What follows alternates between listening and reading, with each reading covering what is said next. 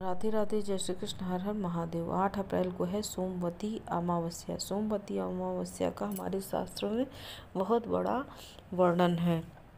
इस दिन महादेव महागौरी का पूजन किया जाता है। पितरों की शांति के लिए भी उपाय किया जाता है। साथ ही साथ अखंड सुहाग की प्राप्ति के लिए फेरी दी जाती है। 108 फेरी दी जाती है इस दिन पीपल के वृक्ष की। जिन्हें राहु केतु शनि की पीड़ा है, उसके निवारण के लिए अभी तिथि बहुत अच्छी होती है।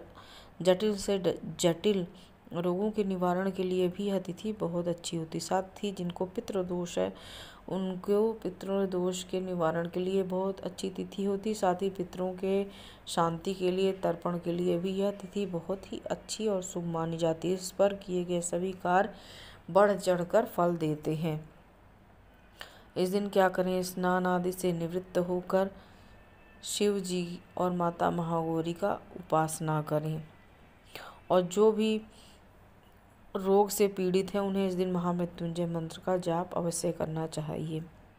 इससे हमें महामृत्युंजय मंत्र का जाप करने से आरोग्य की प्राप्ति होती है और जिन्हें जटिल रोग हैं, उनके रोगों में बहुत ज़्यादा शांति मिलती है।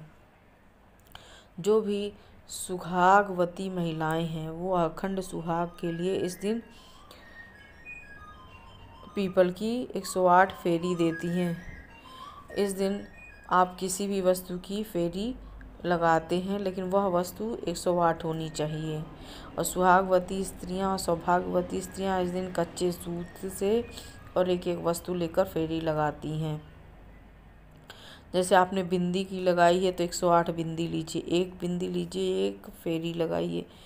या आप किसी फल से कर रही हैं, मान लीजिए संतरा लिया तो एक संतरा लीजिए, एक फेरी लगाइए। दूसरा संतरा लीजिए, दूसरी फेरी लगाइए। इस प्रकार 108 फेरी लगाई जाती है एक ही वस्तु से। आप खाद्य सामग्री का कर सकती हैं, सुहाग की वस्तुओं का कर सकती हैं।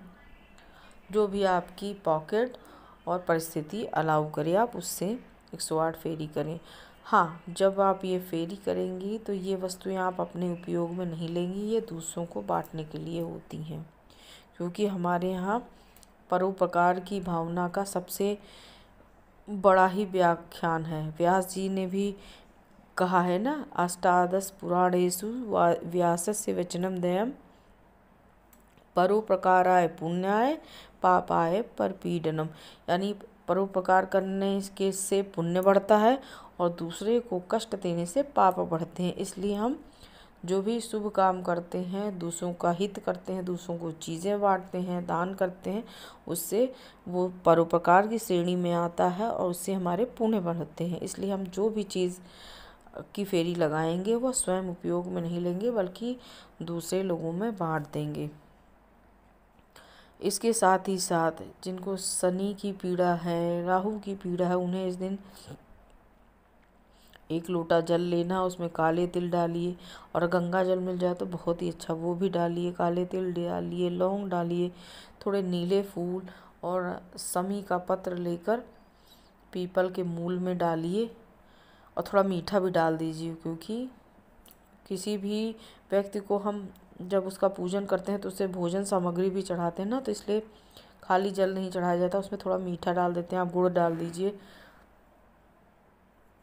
और उस जल से पीपल की मूल में सिंचन कीजिए। और उसके बाद सरसों के तेल का दिया जलाइए और उसमें थोड़े काले तिल भी डाल दीजिए।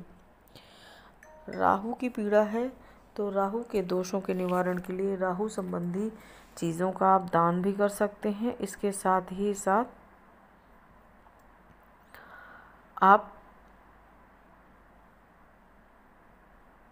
राहु के पूजन के लिए महादेव का अभिषेक भी कर सकते हैं। आप महादेव को 11 दूर्वा की जड़ भी अवश्य चढ़ाएं। जो दूर्वा की गांठें होती हैं वो चढ़ाएं। महादेव का पहले जल से अभिषेक करें, फिर दूर्वा की गांठें चढ़ाएं, त्रिपुंड का तिलक लगाएं।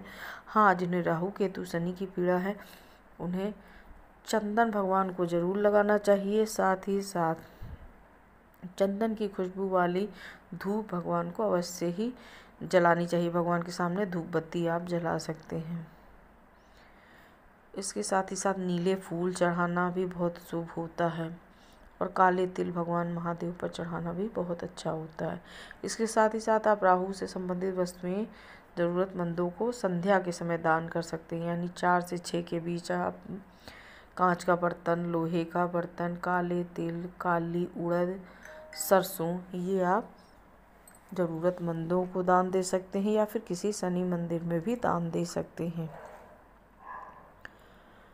इसके साथ ही साथ आप कच्चा कोयला 1.25 किलो लें, काले कपड़े में बांधकर बहते जल में प्रवाहित भी कर सकते हैं। और इस सोमवती अमावस्या दान पुण्य के लिए भी बहुत अच्छी होती है, तो दान पुण्य से दिन अवश्य करें। अपने पितरों के नाम से इस दिन विष्णु सहस्त्र नाम का पाठ अवश्य करें। जिनको भी पितृदोष है वह पीपल के जड़ में कच्ची लस्सी का सिंचन करें, यानी जल में दूध मिलाकर उसमें थोड़े काले तिल, सफ़ेद फूल, चावल डालकर और थोड़ा मीठा डालकर पीपल के मूल में सिंचन करें और घी का दिया जलाकर साथ ही कुछ बतासे या दूध से निर्मित खीर आदि पीपल के पेड़ के नीचे आप रख दीजिए पितरों के नाम से और विष्णु सहस्त्र नाम का पाठ कीजिए। इससे भी पितृदोष में बहुत मुक्ति मिलती है और आपकी वंश वृद्धि होगी, पितर भी प्रसन्न होंगे। ये छोटे छोटे उपाय देखने में तो बहुत छोटे होते हैं, पर ये बहुत ही ज़्यादा असर करते हैं यदि आप लगातार करें और विशेष पर्वों पर करें, जैसे सोमवती अमावस्या है, मंगलवारी अमावस्या है, शनिश्चरी अमावस्या है। इन पर अगर हम ये सब उपाय करते हैं तो हमें बहुत ज़्यादा बढ़ चढ़ के फल देते हैं।